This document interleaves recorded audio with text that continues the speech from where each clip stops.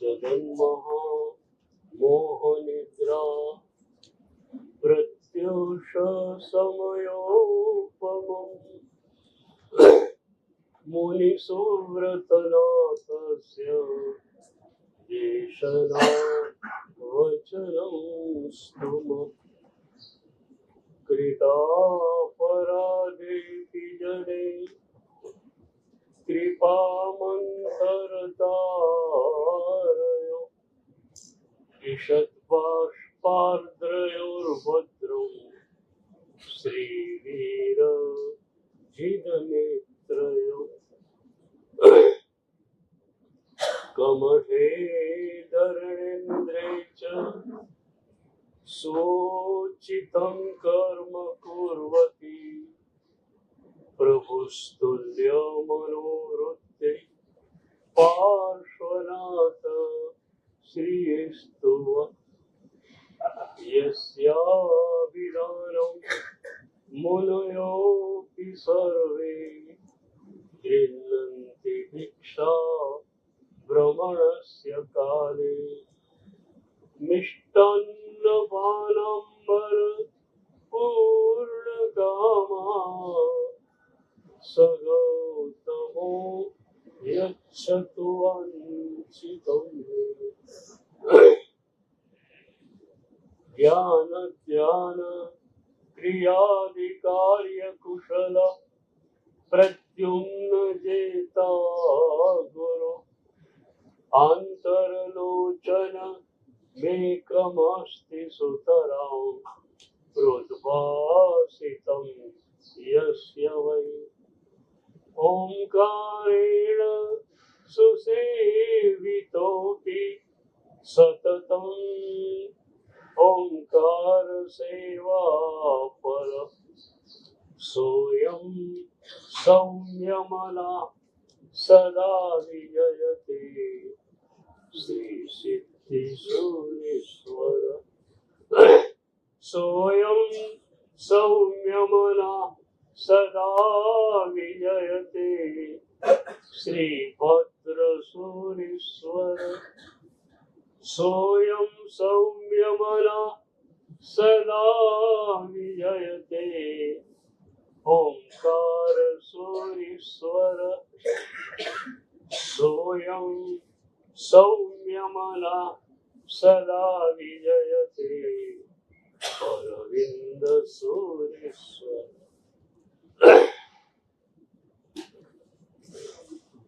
विचार भावन અને ધ્યાન વિચારને ઘૂંટીએ એટલે ભાવન થઈ જાય હું આત્મા છું કેટલી વાર સાંભળ્યું પણ એને તમે ભાવનમાં ન લઈ ગયા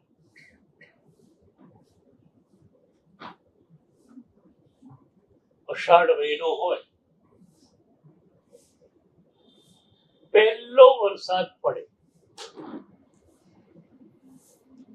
3 ઇંચ 2.5 ઇંચ ધરતી ભીની ભીની થઈ જાય પણ 4 કલાકમાં બિલકુલ કોરી થઈ જાય તપેલી ધરતી હતી થોડા છાંટા પડ્યા વિલીન થઈ ગયા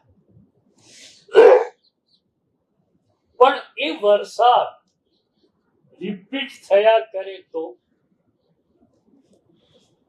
રાત્રે ફરી વરસે બીજા દિવસે વરસે બીજા દિવસે રાત્રે વરસે એ રીતે લગાતાર અઠવાડિયું વરસાદ વરસ્યા જ કરે તો એનું પાણી અંદર જાય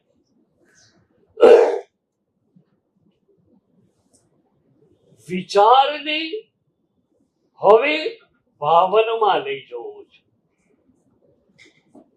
કોઈ પણ પ્રવચનકાર મહાત્મા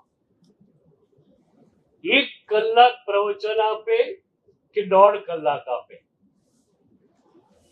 એક વિચાર કેન્દ્રમાં હોય છે અને એ વિચારની આસપાસ એ 1 કલાક સુધી ઘૂમતા હોય છે. 1 કલાક સુધી એમણે જે વિચારને ઘૂંટ્યો એ તમારા મનમાં ઘૂંટાવાનું શરૂ થાય તો ભાવન આ રહે.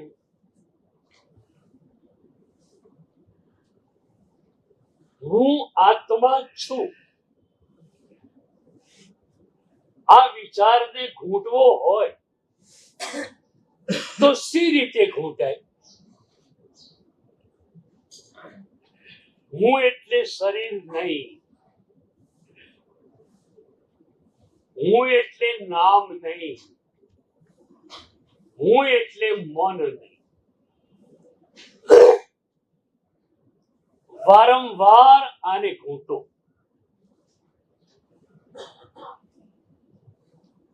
જ્યાં સુધી શરીરથી પર આપણે ન બની શકીએ, મનથી પર આપણે ન બની શકીએ, ત્યાં સુધી આત્મ તત્વનો અનુભવ દૂરની ઘટના છે. માત પિતા દ્વારા આ મળ્યું છે, રાખમાં મળી જવાનું છે. એ હું નથી, આ લોજિકલી સમજાય છે. શરીર હું નહીં, આ વાત લોજિકલી સ્પષ્ટ થઈ જાય. પણ અનંત કાળથી એક સંસ્કારો પડેલા છે. હું એટલે આ, હું એટલે આ. એકવાર મેં શ્રોતાઓને પૂછેલું કે તમને બધાને ખ્યાલ છે કે શરીરો બદલાતા રહ્યા છે,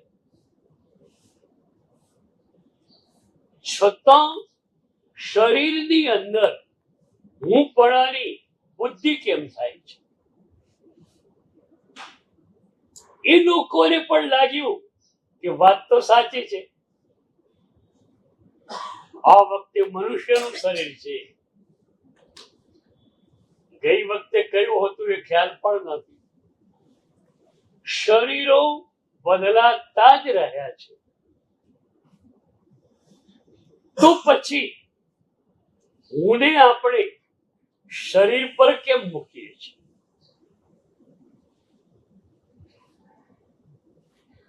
હું અવિનાશી છું, વિનાશી નથી.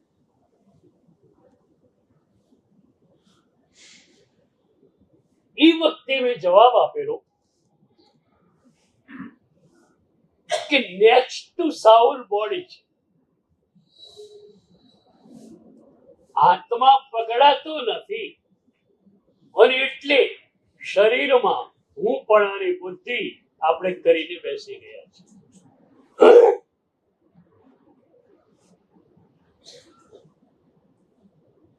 50 વર્ષથી, કદાચ 30-40 વર્ષથી પ્રવચન સાંભળનારા તમે, અને તમે કહી દો કે હું એટલે શરીર, તો કેમ ચાલે? એકવાર મારા એક શિષ્યે મને કહ્યું કે ગુરુદેવ, પેલા મહાત્માએ મને આવું કહ્યું. મેં કહ્યું, કોઈ પણ સાધુની ભાષા, કોઈ પણ સાધ્વીની ભાષા મીઠી જ હોય, મધુર જ હોય. પ્રભુ બોલે ને,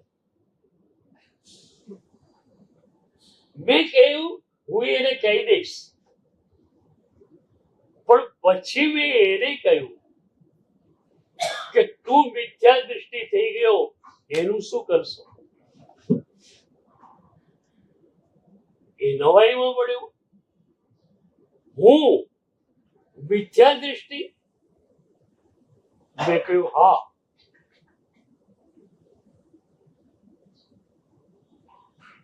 પરની અંદર સ્વની બુદ્ધિ જે કરે તે મિથ્યા થઈ. તું કે છે મને કીધું, તને કીધું કે તારા શરીરને કીધું? તો શરીરમાં હું પણાની બુદ્ધિ જે રાખે એ સમ્યક દૃષ્ટિ કે મિથ્યા દૃષ્ટિ? હું એટલે શરીર, તમે મિથ્યા દૃષ્ટિ થઈ ગયા.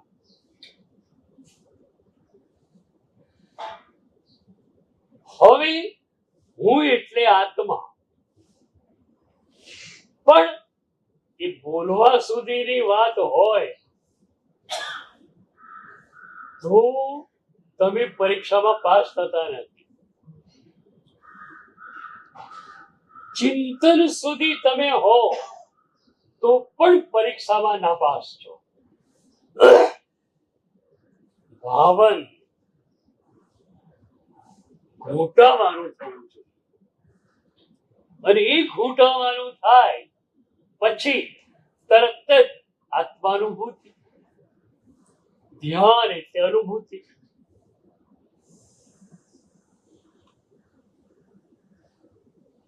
ચિંતનને મૈત્રી, પ્રમોદ, કરુણા અને માધ્યસ્થ્યથી યુક્ત કર્યું. તો તમારા વિચારમાં મૈત્રી ભાવ આવ્યો, એ ઘૂંટાયો, અને સમભાવની એક દૃઢ અનુભૂતિ તમને મળી. તો શું થાય?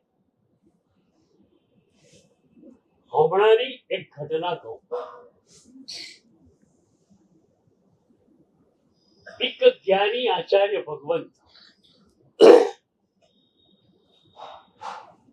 બહુ જ મોટા વિદ્વાન,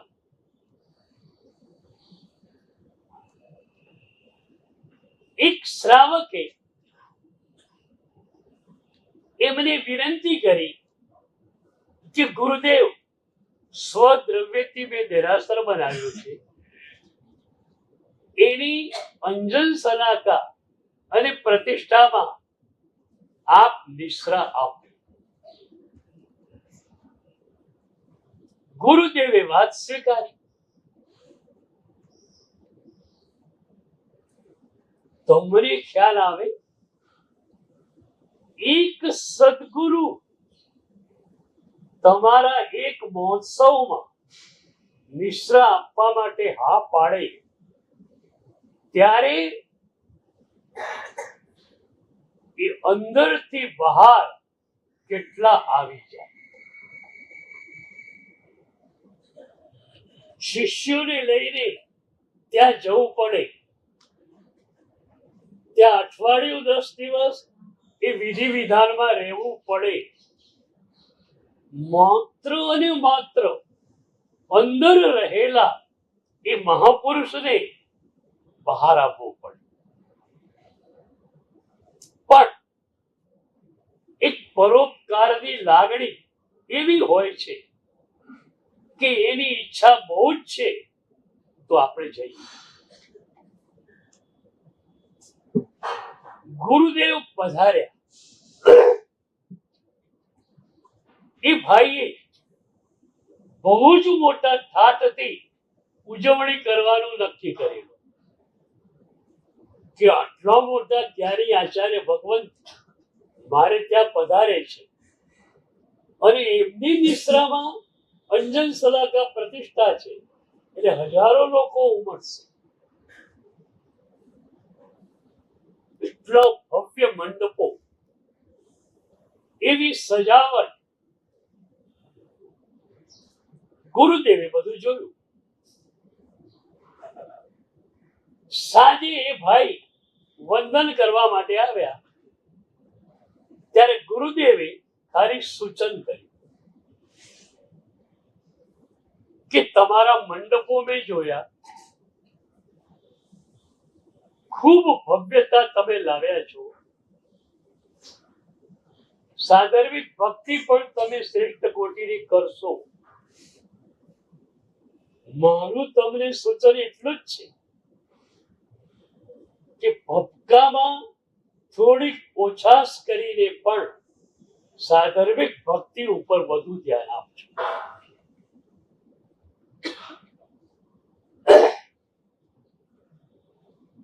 એ ભાઈએ કહ્યું તો હતી, પણ એમને રસ ભક્કામાં જ હતો.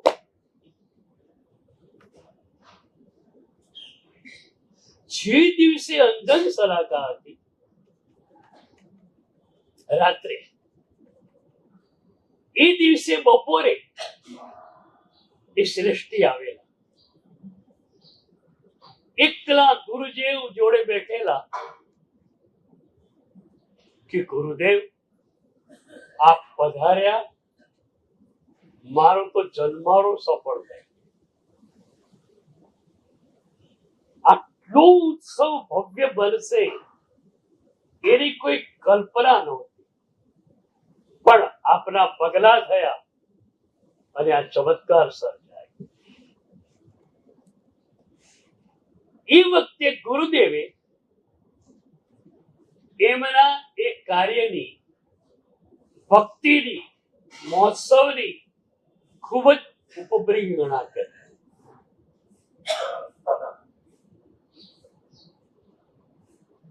પેલા ભાઈ તો ગયા, સાહેબજી એકલા બેઠેલા. ત્યારે એક શિષ્ય ગુરુદેવને પૂછ્યું કે ગુરુદેવ, આપની ધારામાં કોઈની પ્રશંસા ક્યારે પણ નથી. બહુમાં બહુ આપ એટલું કહો સરસ થાય, આથી વધારે કોઈ શબ્દ આપના મુખેથી અમે ક્યારે પણ સાંભળ્યો નથી. આ તો સામાન્ય મહોત્સવ હતો, પણ કરોડો રૂપિયા જેમાં ખર્ચાઈ ગયા એવો મહોત્સવ કોઈએ કર્યો તો પણ આપે એટલું જ કહ્યું, સરસ ભક્તિ થઈ. આથી વધારે આપ ક્યારે પણ કશું બોલ્યા નથી. આજે આપે પેલા ભાઈની બહુ જ ઉપપ્રિંગણા કરી.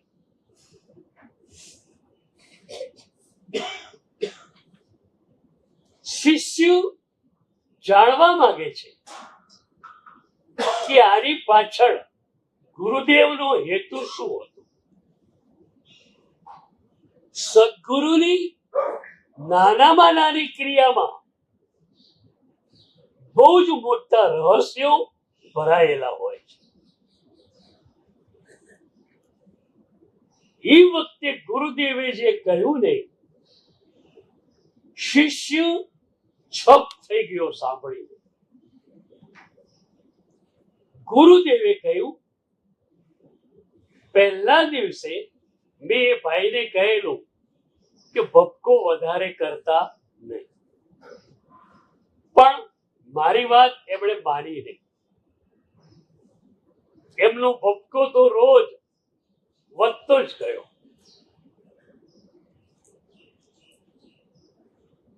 મારી વાત માની નહીં. મને એનો વિચાર કોઈ હોય પણ ન શકે, પણ મને થયું કે મારા અનકોન્શિયસ માઇન્ડમાં કદાચ મારી વાત ન માની એ સંદર્ભમાં એ વ્યક્તિ પ્રત્યે સેજ પણ તિરસ્કાર આવેલો હોય તો આજે મારે પ્રભુની અંજન સલાકા માટે જવાનું છે. મારું હૃદય પૂરેપૂરું નિર્મળ ન હોય તો હું પ્રભુની અંજન સલાકા કરી ન શકું. પ્રભુની અંજન સલાકા એ જ આચાર્ય ભગવંત કરે છે કે જેમનું મન માત્ર ને માત્ર પ્રભુની ભક્તિથી ભરાયેલું છે. ભક્તિ સિવાય કશું જ મનમાં હૃદયમાં અસ્તિત્વમાં નથી. અને એ સંદર્ભમાં કરાપણસુરી દાદાએ એકવાર કહેલું કે હું ક્યાં પ્રભુની અંજન સલાકા કરું. પ્રભુ મારી આંખોમાં અંજન આંજે છે.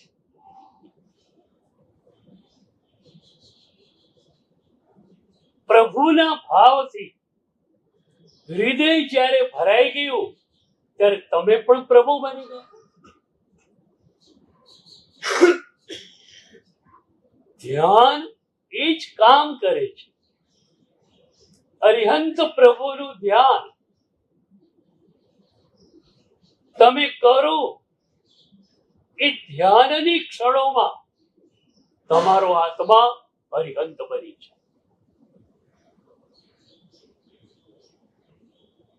ધ્યાન એટલે નિર્મળ હૃદય. તમે હૃદયને નિર્મળ બનાવ્યું, એમાં પ્રભુની છબી ઉપસી ગઈ.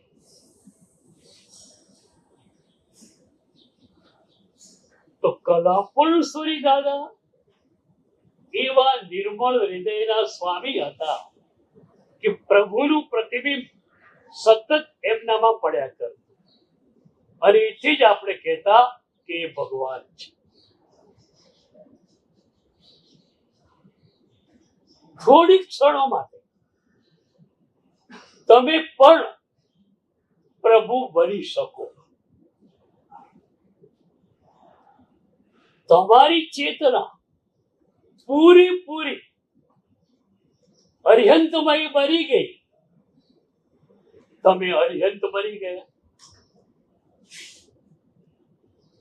શ્રીપાળ રાસમાં મહોપાધ્યાય યશોવીજી મહારાજે કહ્યું, અરિહંત પદ ધ્યાતો થકો દવ્વઃ ગુણઃ પજ્જાય રે.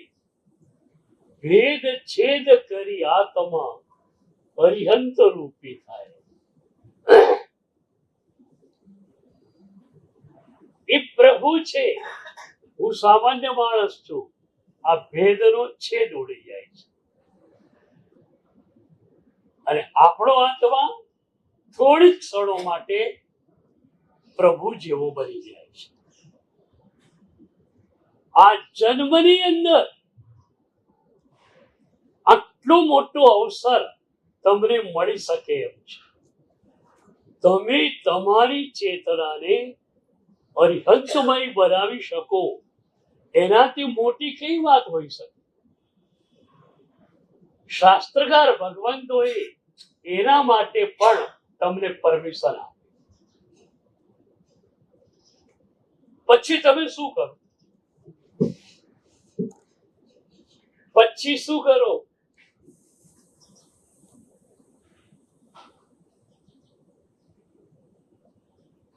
સામાન્ય માણસ હોય, પૈસાના ફાફા છે, દિવાળીના દિવસો આવ્યા, શર્ટ પણ સાજું નથી, પેન્ટ પણ સાજું નથી. એવી વખતે કોઈ શ્રીમંત એના પર રાજી થઈ જાય અને 10-15 જોડી સરસ કપડા એને આપી દે. પછી પેલો શું કરે? નવા કપડા પહેરે. તમે એટલા બધા નિષ્પ્રિય છો, ત્યાગી જ કહેવાય. પ્રભુ બનવાનો અવસર મળ્યો હોય અને છતાં તમે અવસરને જવા દો. પહેલાની એક કથા આવે છે. એક ગામમાં ગોરજી મહારાજ આવ્યા.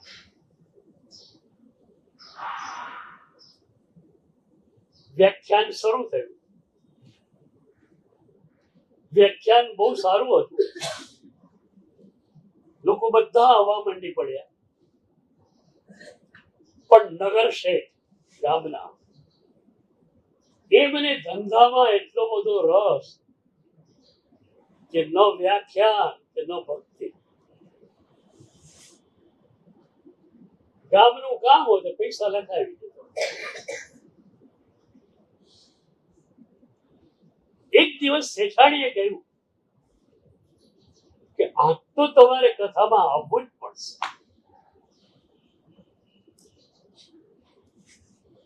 શેઠ કથામાં ગયા. ગોરજી મહારાજને નમસ્કાર કર્યા. ગોરજીએ સામે નમસ્કાર કર્યા.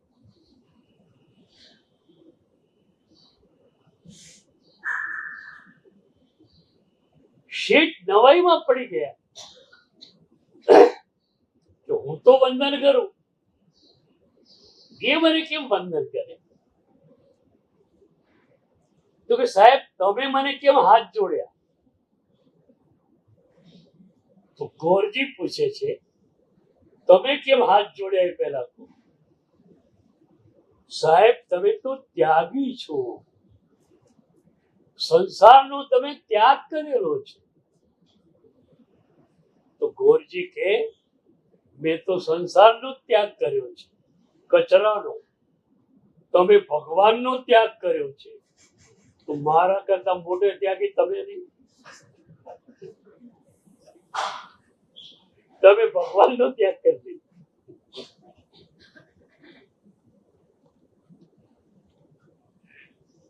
કેટલો મોટો અવસર મળ્યો છે કે આ જન્મમાં તમે તમારી ચેતનાને અરિહંતમય બનાવી. તો ગુરુદેવે કહ્યું શિષ્યને કે આજે મારે અંજન સલાકા કરવા જવાનું છે. તો મારા કોન્શિયસ માઇન્ડને તમે જોઈ લીધો, એમાં કોઈના પ્રત્યે તિરસ્કાર નથી. મારે વાત કહેવાની, પેલો માને ન માને એની જોડે મારો કોઈ સંબંધ હોતો પણ નથી. પણ કદાચ મારા અનકોન્શિયસ માઇન્ડમાં એના પ્રત્યે તિરસ્કાર રહી ગયો હોય કે મેં પહેલા દિવસે કહ્યું અને મારી વાતને એકદમ ઠોકર મારી અને રોજ ને રોજ એ ભપકો વધારતો. એટલે મેં એની પ્રશંસા કરી, એ ચેક કરવા માટે કે મારા અનકોન્શિયસમાં પણ એના પ્રત્યે તિરસ્કાર પડેલો તો નથી.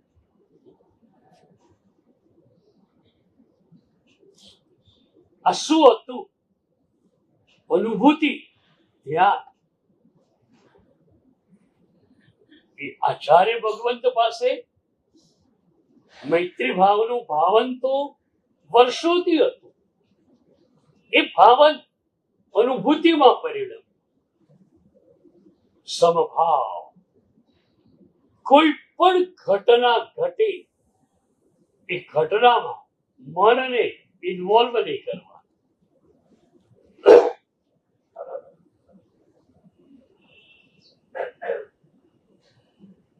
પ્રભુની મોટામાં મોટી આસાધના કઈ? આપણા દ્વારા થતી પ્રભુની મોટામાં મોટી આસાધના કઈ? તમારું મન પર પદાર્થો કે પર વ્યક્તિઓમાં જાય એ તમે કરેલી પ્રભુની મોટામાં મોટી આસાધના. પ્રભુએ સ્પષ્ટ કહ્યું કે તારે તારા સ્વરૂપમાં સ્થિર થવાનું છે. આપણે આપણા સ્વરૂપમાં જઈએ જ નહીં અને પર પદાર્થો અને પર વ્યક્તિઓમાં રાગ અને દ્વેષ કર્યા જ કરીએ તો આપણે એ પ્રભુની મોટામાં મોટી આશાતના કરી.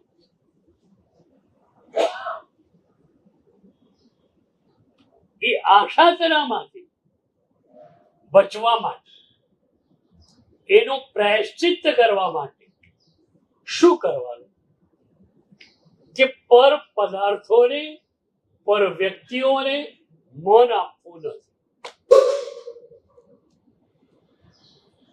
શરીર જે છે એ પર પદાર્થોને વાપરશે, મન એમાં ન જવું જોઈએ. કપડા સરસ શરીરે પહેર્યા, મને તો પહેર્યા ને, તો શરીર સુધી જ વસ્ત્રોને લેવા.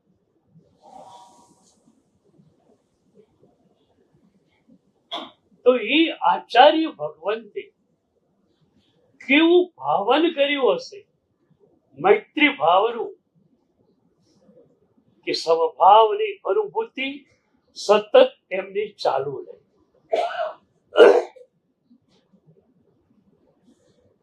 એવી જ રીતે પ્રમોદ ભાવ, કોઈનામાં નાનામાં નાનો ગુણ છે, આપણે એની પ્રશંસા કરી, અનુમોદના કરી. અંતરિક્ષની તીર્થની યાત્રામાં અમે ગયેલા. એક જગ્યાએ એક પરિવાર બહુ જ ભક્તિ વાળો, ઉપાસણીની બાજુમાં ઘર,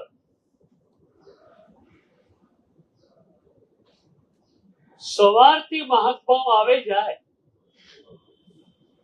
હાથ જોડીને ઉભા હોય બધા, સાહેબ અમને લાભ આપો, સાહેબ અમને લાભ આપો.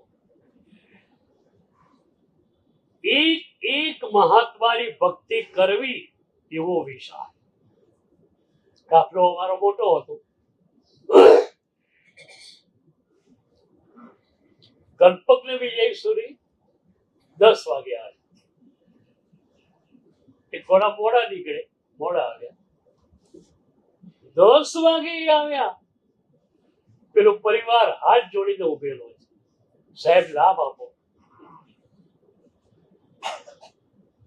એ કે ભાઈ મારે તો એકાશ્રમ છે, પણ વાપરવા બેઠા છે એ મહાત્માઓને હું પૂછી લઉં, કોઈને કી ખપ હોય તો હું આવું. એ માનતીમાં પૂછવા માટે આવ્યા. થોડો ખપ હતો તો તરફડી લાભડીઓ લઈ એ ત્યાં ગયા. એક કે બે ચીજ લાવવાની હતી, એટલો બધો ભાવ. પેલા ભાઈ કે હાલો, શ્રાવિકા કે હાલો, દીકરી કે હાલો. કલ્પક વિજય મૂંઝાઈ ગયા, કોને ના પાડવી સી રીતે ના પાડે. ક્યારેક તમારી આંખોમાં રહેલ ભાવને અમે જોઈએ છીએ, ત્યારે ગોચરી થોડી વધે એમ હોય તો વધવા દઈએ, પણ તમારા ભાવને તોડીએ નહીં. થોડી થોડી થોડી બધાને આપી દઈએ, વધારે તો એટલો બધો ભાવ. તો એમણે વિચાર કર્યો બપોર તો છે જ, એકાશાવાળા ઘણા છે, પટી જશે. આખી એમની તરફડી અને લાપડીઓ બધું જ ભરાઈ ગયું.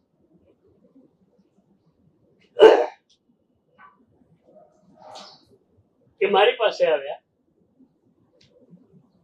ગોચરી આલોચવાની વિધિ કરી. પછી એમણે મને કહ્યું કે સાહેબ આજે દેરાસર નથી એટલે ભગવાનના દર્શન આજે થયા નહીં, પણ હું જ્યાં વોરવા ગયેલો એ ભાઈની આંખોમાં મેં ભગવાનને જોયા. તમારી આંખોમાં અમને ભગવાન દેખાય છે. રહીમની એક પંક્તિ હું વારંવાર કોટ કરતો હોઉં છું. પ્રીતમ છબી નયન બસી પર છબી કહા સમા.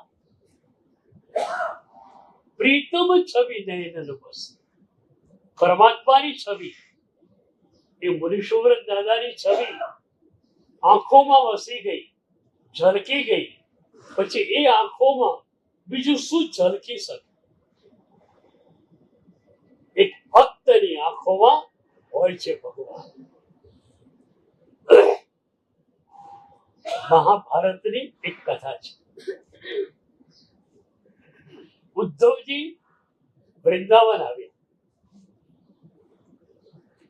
રથ લઈને આવ્યા છે. જ્યાં રથ વૃંદાવનમાં આવીને ઉભો રહ્યો, 50 ગોપીઓ આવીને એકઠી થઈ ગઈ. બધાને એમ કે શ્રી કૃષ્ણ આવ્યા હશે, પણ રથનું દ્વાર ખોલ્યું, શ્રી કૃષ્ણ અંદર હતા જ નહીં, ઉદ્ધવજી હતા. ઉદ્ધવજી બહાર નીકળ્યા, જોયું આ બધી ગોપીઓ શ્રી કૃષ્ણના દર્શન માટે આવેલી છે. તો એમણે કહ્યું નિરાશ નહીં થતા, આજે શ્રી કૃષ્ણ આવી શક્યા નથી, હું બીજી વાર આવીશ ત્યારે એમને લઈને આવીશ. એ વખતે ગોપી આગળ આવી, એને કહ્યું ઉદ્ધવજી નિરાશ થવાની કોઈ વાત નથી, તમે હમણાં જ શ્રી કૃષ્ણનું દર્શન કરીને અહીંયા આવી રહ્યા છો, તમારી આંખોમાં અમે શ્રી કૃષ્ણને જોઈ દઈશું. વિચાર ભાવન ન બને ત્યાં સુધી આ વાત કંઠેથી પ્રગટે કેમ? તમારી આંખોમાં ભગવાન છે. તો વિચાર, પછી ભાવન અને પછી ધ્યાન. આવતીકાલે આ વિષય આપણે પૂરો કરીશું. પરમ દિવસથી દીપાલિકા કલ્પના પ્રવચનો ચાલુ.